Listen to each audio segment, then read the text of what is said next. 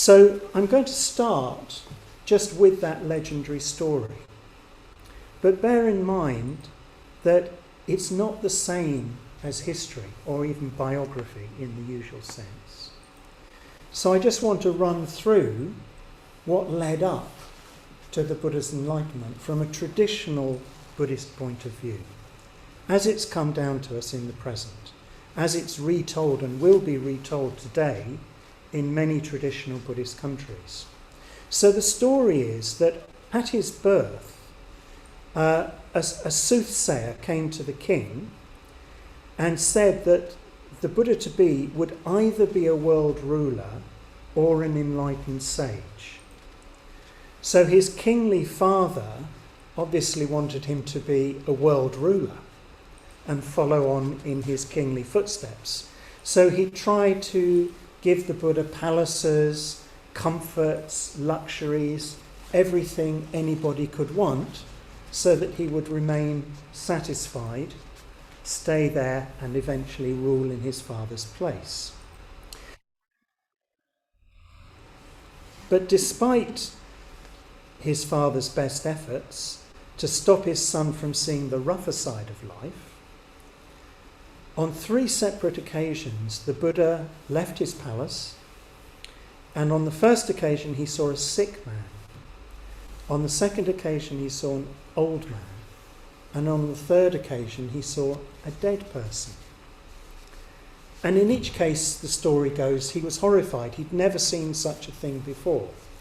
I mean, it's hard to believe he'd never seen anybody ill, because even in a palace, as we know at the moment in the middle of a pandemic, even the rich are not spared.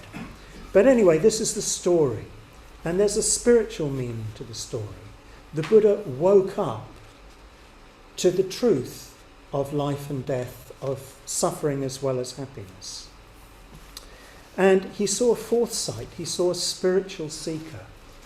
There was already a tradition in northern India of people leaving society and wandering in search of the truth.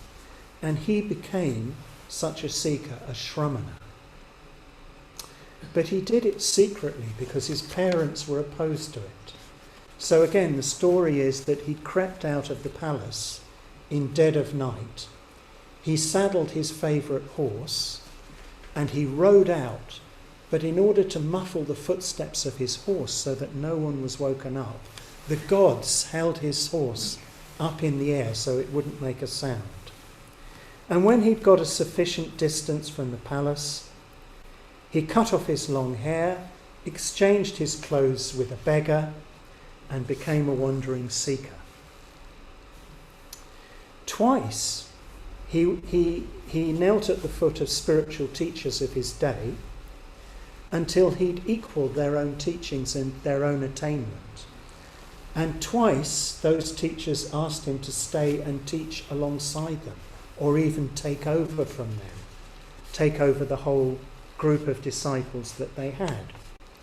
But on both occasions, the Buddha realised, or the Buddha-to-be realised, that there was still more, that he hadn't got to the end of the conundrum of life and death and happiness and suffering. So then he practiced austerities, which was another traditional way of trying to seek spiritual advancement. And of course, the texts as they've come down to us are almost hyperbolic in the way that they describe this. They say that for a long time, the Buddha lived just on 1 grain of rice a day. So again, it's trying to say that he took this to extremis, that he followed that particular path of austerity as far as it could possibly go. And eventually, when he was about to die from his exertions, when he'd become so weak he could no longer stand and wash himself in the river, he realised that he had to eat food in order to be strong enough to continue. So he gave up those austerities, he took some food, he sat under the Bodhi tree, and he vowed not to get up until he had attained awakening. During the night, Mara, the great enemy of spiritual life, came with his army, surrounded the Buddha, taunted him, try to frighten him, all to no avail. And then Mara sent his daughters to entice the Buddha to bring him back to the world, again to no avail. And the Buddha gained enlightenment. His first thought was it had been so difficult to see the truth, he didn't think anybody else would be able to see it as well. But just when he was going to withdraw, as it were, into his own experience, a great god, Brahma, came to him and said, just look out on the world and you'll see that some people could learn. So the Buddha looked out on humanity and he had a sort of vision. He saw people as if they were lotuses coming out of the water, coming out of the mud. And some of them were tiny little buds, some of them were beginning to open, and some were even flowering blossoms. And again, it's a metaphor for the state of people. And the Buddha makes it clear that what he learned from that vision was that some people would be able to respond to the truth he discovered. So then he thought who he could teach first. He thought of his old teachers, but he realised they were dead. He realised because the gods came and told him so. And then he thought of his 5 companions who'd been very helpful to him when he was practicing austerities. And he went to find them and he taught them the truth that he discovered. But that would take us to the next Buddhist festival of Dharma Day, so we'll stop there. So this is the traditional kind of story that you've probably heard before. Certainly you will often come across that in books about Buddhism, and it's an accumulation of stories over time. So the first connected biography of the Buddha, to call it that, is actually from the 2nd century of the Christian era. And it was written, it's a literary work, it was written by a monk called Ashoka, who was also a court poet. He had been a Brahmin, he was trained in literary arts, and he turned that towards his Buddhist faith. And among other things, he wrote a sort of biography of the Buddha. But he was a dramatist, he was a playwright. So all these legends were gathered together from wherever they'd accumulated and turned into one story about the Buddha's life. But this is not history, however beautiful, however meaningful it is, spiritually speaking, and we might say more about that. It's not actually history. It's a legendary biography. It's not a historical biography. And actually, we know incredibly little about the life of the Buddha. The first evidence that we have historically comes from the Emperor Ashoka, who lived in about 250 before the Christian era. So the Emperor Ashoka had a number of edicts engraved in stone which have survived. And in one of them he set up a monument at Lumbini, which is now recognised as the place of the Buddha's birth. And Ashoka already knew that as the place of the Buddha's birth in 250 before the Christian era. And Ashoka also mentions Bodhi Tree, the place of the Buddha's enlightenment. So he knew of that as a place of pilgrimage as well in 250 BCE. But that's the first kind of acknowledgement we have from any other source that someone called the Buddha existed. All the other information we have comes from Buddhist texts. And although those purport to be the word of the Buddha, I think scholars would be very, very cautious about that, because some of them probably are, but some of them are later accretions, and at best, because they had to memorize all this by rote, by heart, for a long period of time before it was written down, they had to turn things into memorable phrases. So the Buddhist scriptures are full of the same phrases again and again. I don't know how many of you know your Homer. But the same thing happened in Western literary traditions when they were orally spoken. So in Homer, the sea is always the wine-dark sea. Dawn is always rosy-fingered dawn, because you had to have these sort of set stop phrases to remember. And the voluminous Buddhist scriptures are full of those set phrases, even though they include many situations, many different people that the Buddha spoke to and so on. So it's quite a task to try and decipher, well, what exactly did the Buddha say? The purport of the teachings is clear, and that in a way is good enough for us. But history of the Buddha is hard to find. So these are really stories that dramatically recreate the Buddha's life. So just looking at it from the point of view of our modern Western way of thinking, the Buddha's life is very mysterious. It's almost certain that someone like that existed, because otherwise why would these stories exist? Why would Ashoka, maybe 200 years after the supposed death of the Buddha, have already known that there was a place associated with his birth and his enlightenment? But what he actually did is known in legend rather than history. Now, there is one relatively simple and therefore probably early account of some elements of the Buddha's life, particularly his striving for enlightenment. And that's a text called the Arya Pariasana Suitor. It includes some possibly legendary elements, but it's couched in terms which are closer to the way we think in the modern world. It's much more human. It's much more direct. So I just quote a little bit. I've slightly précised it. So the Buddha in this text, the Arya Pariasana Sutta, defines two types of path through life, the noble path and the ignoble path.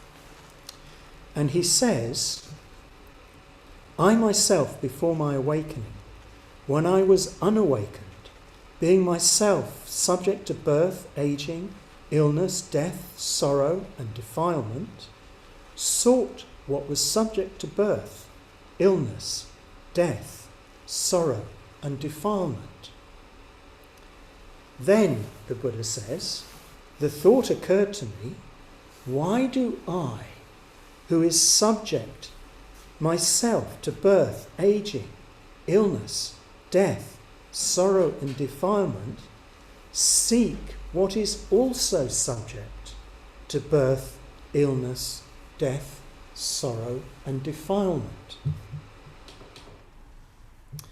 What if I, being subject myself to birth, seeing the drawbacks of birth, were to seek the unborn, the unexcelled rest in unbinding? What if I, being subject myself to aging, illness, death, sorrow and defilement, seeing their drawbacks, were to seek the ageless, deathless, painless, unexcelled rest in Nibbana? So this is probably as close as we're going to get to what went through the Buddha's mind before he became enlightened, why he set out on that quest. He thought of himself and all of us. You know, this is these three sons, old age, sickness and death. But he thought about himself. I am like this. Why am I looking for my happiness in other things like that? You know, whether it's wife and children, food, pleasure, all these things which come and go. Why am I looking for peace there? Why am I looking for happiness there? But to me, there's something very mysterious about this, because this is a spontaneous arising of thought within his mind. But how did the Buddha know that there was anything more than the life that we know. I mean, the life that we know, yes, it is characterised, among other things, by old age, sickness and death. I mean, that's putting a particular gloss on it. It's also encompasses pleasure and happiness too. But how did the Buddha know that there was anything that went beyond that? Anything that went beyond his present experience of life? How do we know this? And we do. Sometimes we know, or at least we sense, or we feel, we intuit, that there must be more to life. And this, I think, is deeply mysterious. So I want to take you further into the mystery of the Buddha, because I think knowing things is the way that we try and operate. But actually, deeper than that is when we touch on something mysterious. That's in a way more meaningful. And I know that for myself, there was a period when I was in my teens, and maybe you had this experience too, when, you know, all the adults around me would ask you questions like, what do you want to do at university? What job do you want to get? And things like that. And you just have this feeling, is that all there is? According to these people, all I'm going to do with my life is get an education, get a job, get married, have children and die. Is that it?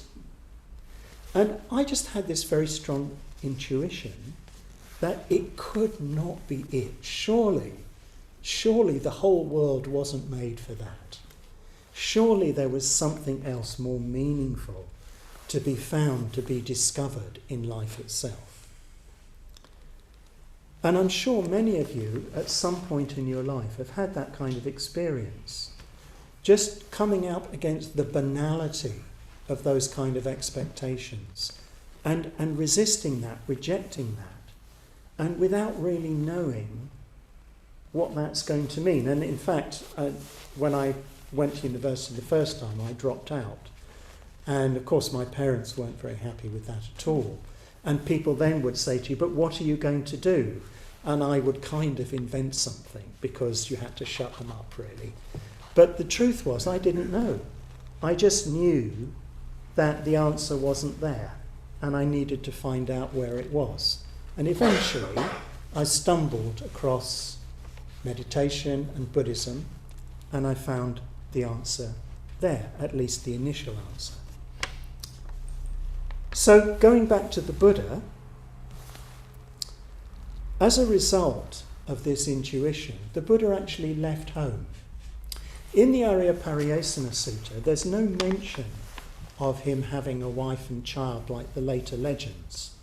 It becomes a bit more problematic in those legends where, you know, he looks back at his wife and the little baby son that she's nestling in the bed, and he sheds a tear and he heads off and abandons them. But in the Arya Pariasana Sutta, he simply says, when I was a young man with black hair, you know, in other words, he hadn't gone grey, I left home even though my parents were in tears and begged me not to go. So, again, I think this is very mysterious because not only did the Buddha have this kind of intuition, but he committed himself to a new way of life without knowing what that new way of life really involved. He left what he knew. And at the time and the place when he did that, there was already a tradition of people doing that, of people leaving society and wandering through India, begging their food, wearing rag robes, living on charity while seeking for the truth. And he became one of those wanderers. But what's mysterious about it is that not everybody commits to that intuition. I do think many people, maybe it's even most people, at some point in their lives have some kind of intuition that there's more to life than, as it were, society and the expectations that that brings. But not everybody commits to that because it's not always obvious what to do. it's not always obvious where to go with that idea. And also there are many restraints, particularly emotional ones, people will try and persuade you. You know, I remember when I did drop out of university the first time, I felt I was acting on principle. But my friends, who were equally bored with the university and the teaching, said, why are you doing that? You know, we're getting paid to be here. Why don't you just stay and see it out? It's better than having a job, isn't it? You know, so there's always that sort of attempt to kind of bring you back into the fold and to discourage you from stepping out boldly to go where no one has gone before. Well, they might have, but you haven't. So I think that's very mysterious, that the Buddha committed himself so wholeheartedly on the basis of a simple intuition. And I think it sort of begs the question, when I was preparing for this talk, it brought me up short, to be honest, because the Buddha puts it so strongly. He doesn't say, you know, and then I thought to myself, why shouldn't I make life a little bit better? Why shouldn't I try and find just a little bit more meaning in life than I've found so far? He really contrasts, you know, the totality of all our experiences, as it were, good, bad and indifferent, with this unnamed, unknown possibility that something completely different could exist. So it brought me up short. Where do I stand? Am I really, is that what I've committed to myself to, really? You know, here I am, a long-standing member of the Triratna Buddhist order. I'm supposed to have made a commitment. But of course, emotionally, much of the time, I do seek all those kinds of pleasures which are like me. They're impermanent, not fully satisfying, etc., etc. So I think it's an interesting question to ask ourselves, how far are we willing to go in order to seek the truth? Anyway, coming back again to the Buddha did meet a couple of teachers of his day. It seems that they were well known at the time. Now we know very little about them, just as we know very little about the Buddha. But they're named so frequently, Alara Kalama and Uddaka Ramaputra, that it seems that once upon a time they were well-known teachers. And the Buddha is said to have practiced with them, to have attained what they had attained, which was a deep meditative state. And when he told them what he thought he'd attained, they acknowledged that it was what they had attained, and they wanted to promote him to joint teacher of their own little circle of disciples. But the Buddha moved on. In both cases he moved on. He moved on from one teacher to another teacher, and then from that teacher to no teacher. But he didn't leave out of fear or restlessness or arrogance. It wasn't that he thought, I'm better than them. It wasn't that he just, got restless, as we so often do if we've been in one situation for a year or two for no particularly good reason. We just feel we've got to move on.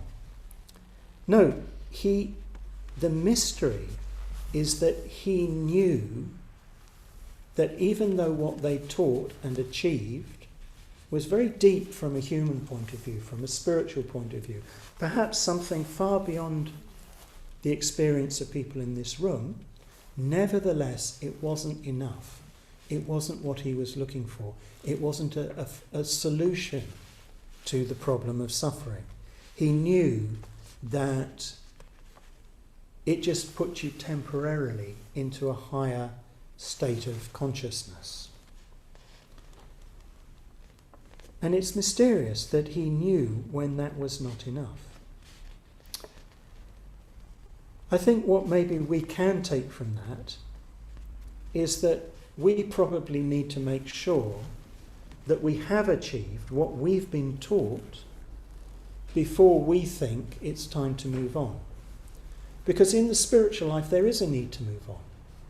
And, you do need to be prepared to make that step, to go outside even what you've achieved, even what you've learned, to find more. So you often have to break things down to free yourself, to make more progress. But at the same time, there has to be a real basis for that. It mustn't be done prematurely. You need to make sure that you've learnt whatever you could from your present situation before you decide that you need to go beyond it. So this is all the Buddha leading up towards enlightenment. But in the Arya Pariasana Sutta particularly, awakening, enlightenment, is deeply mysterious. It just happens. The Buddha, if it was the Buddha, but certainly it's purported to be the Buddha, says of his enlightenment experience, well, I was seeking what's unborn, deathless, and so on, and then I found a beautiful spot. I'd left everybody behind. I found a beautiful spot. I thought, this'll do. I sat down, and I got enlightened.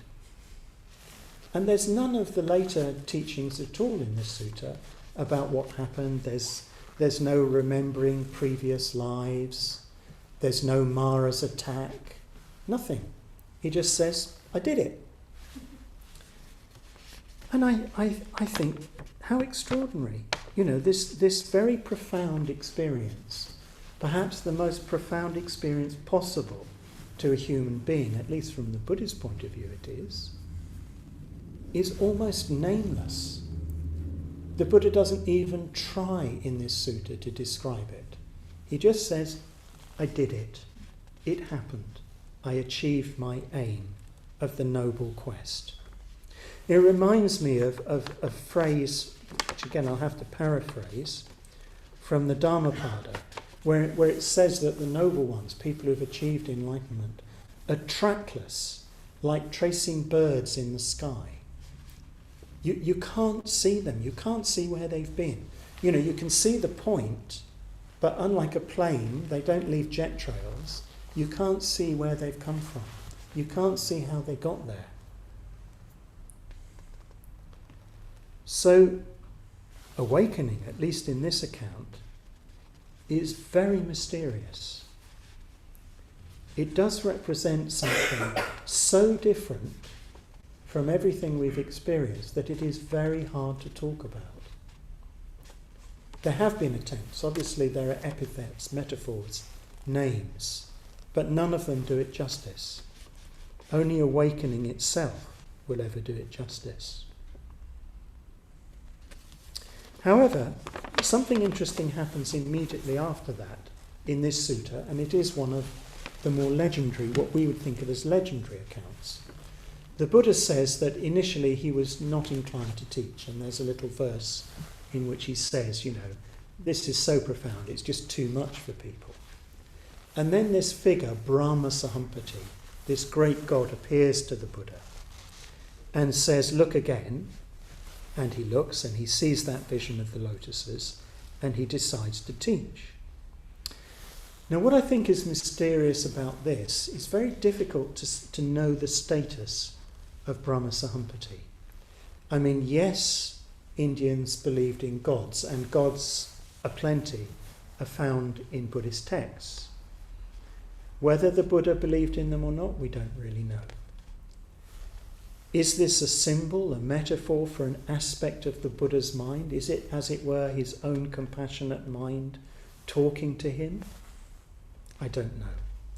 But what it does say is that one of the mysterious things about enlightenment, awakening, is that it isn't a kind of full stop. It's a new beginning. It unfolds. It develops. And even after enlightenment, the Buddha describes himself as being able to move on, again, in a different kind of way. Move on from just thinking about escaping himself to seeing that he could help other people to escape from suffering. So I think it's very mysterious. Enlightenment is not what we think it is. And I don't care what you think it is, it's not that. We might all think rather different things. None of them will be right. The only way to find out, of course, is to get there. And this kind of sense of mystery carries on as the Buddha leaves what we now think of as Bodh Gaya, the place of enlightenment, and he moves out to go and try and find his 5 disciples, his 5 former friends. And on the road he meets someone called Upaka. Upaka is another wanderer from that tradition, and he recognises that there's something a bit special about the look of the Buddha. He sees that he's very bright, he looks incredibly sort of healthy and energetic, and he says to him, "Oh, friend, you look great. You know, who is your teacher? What dharma do you follow? What teaching do you follow?" And the Buddha says, "Well, I don't follow any teaching. I'm enlightened by myself." And in the later, more legendary accounts of this meeting, Upaka says to him first, when he says he doesn't have a teacher, he says, "Well, are you a god then?" And he goes through the whole sort of range of what Indians understood the world to be full of. Different spirit creatures, different powerful spirits. And in each case the Buddha says, "I'm not one of those." And then he says, "Well, are you human then?" And the Buddha says, "No." He says, "I'm a Buddha." Buddha just means awake. He says, "No, I'm none of those things. I'm awake." So, again, it's very mysterious. Upaka tries to pin the Buddha down. He tries to identify him. And I think this is something we try and do all the time. I was thinking about it on the train down. I was just watching the trees go by. And I was thinking, yes, when I go for a walk, I'm living in Bristol, but we've been in lockdown. I've had to try and find little woodland patches by the railway near me that I can go for a walk. And as I walk around or as I see people's gardens, my mind is constantly identifying, oh, that's a this. Is that a cherry? Oh, is that a this? And one of the things I've realised, because lockdown can be like a mirror, it can be a bit like a solitary retreat. You're thrown back on yourself. You know more than usual how your mind works. And one of the things I've realised is that identification often is followed by a turning away rather than a turning towards. So there's a bit of the mind that thinks that once you've identified something, you've got it, you know it, you don't need to pay any more attention. And I find if I stop that process, that plant suddenly comes alive. It's suddenly really there, really present. And I'm not trying to say what it is, I'm just taking in what it is. And what it is much more extraordinary and mysterious than what I thought it was by identifying it. So this is something that we all do, but we need to ask ourselves, are we open to the mystery just of life? How can we open more to the mystery of life? We'll be more open to the mystery of enlightenment if we can open up to the mystery of what it means to be a human being, what it means to be a living being, what it means to be surrounded by other life. Anyway, coming back to the story, the Buddha did meet his 5 old companions, and there it's said, at least in the legend, that they didn't want to pay the Buddha any respect because they felt that he'd reneged on the spiritual life. He'd gone off to eat, of all things. So they decided that they wouldn't get up and they wouldn't pay him the usual respect when they saw him coming in the distance. But there was something about the Buddha that they couldn't resist. So they actually did get up, they did say, oh, please come and sit here. They did, bow to him and so on. But at the same time, they found it very difficult to believe him. When the Buddha said he gained enlightenment, even though they could see something was different, they really found it very difficult to believe him. They had to overcome their fixed self-view of the Buddha, who they had known before as not the Buddha, in order to learn from him. Eventually the Buddha seems to have got through to them simply by logical persistence, because eventually he said, 3 times he said to them, I've done it, I've gained enlightenment. They said, come on, you gave up, didn't you? You left us. Eventually the Buddha said, look, have I ever said this to you before? You've known me a long time. Did I ever claim previously to have gained enlightenment? And they realised, no, he didn't. So they sort of opened up, they gave him a chance. And they learned from him and gained enlightenment too. But I think this brings out something, again, quite interesting. It's often the most difficult thing to acknowledge change in another person, even positive change. Once we've got used to someone, we kind of feel comfortable with that. And there's all kinds of things that happen in different kinds of relationships, whether it's children and parents or, sexual relationships, where one person begins to change.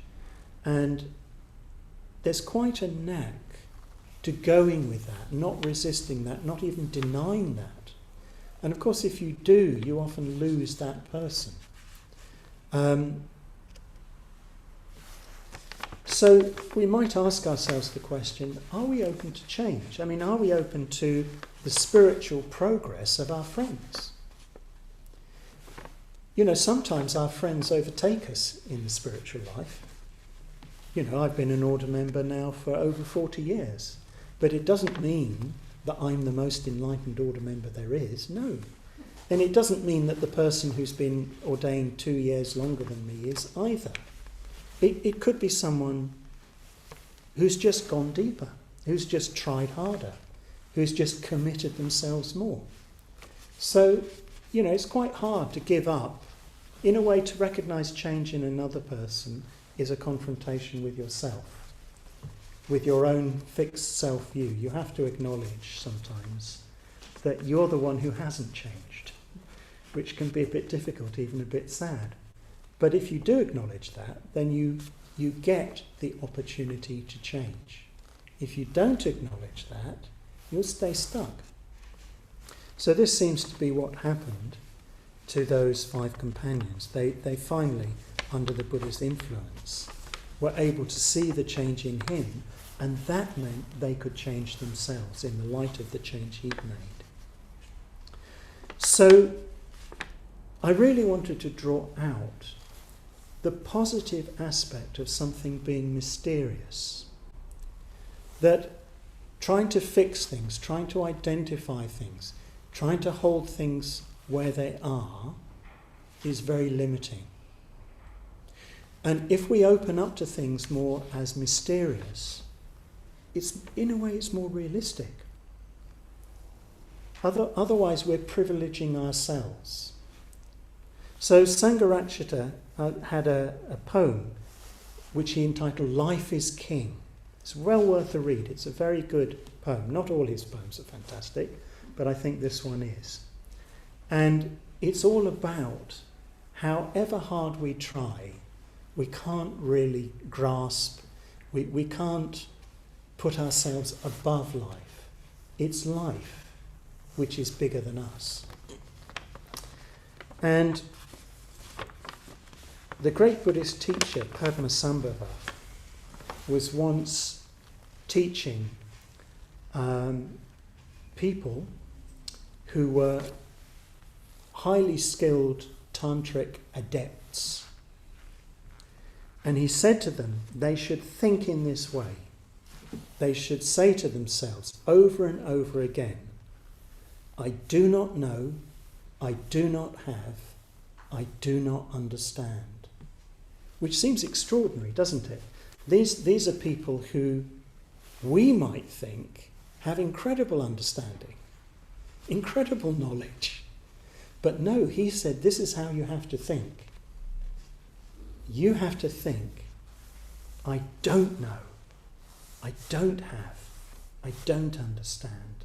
That's a higher way of thinking, as it were, because it opens you to the mystery, to possibility, to something else.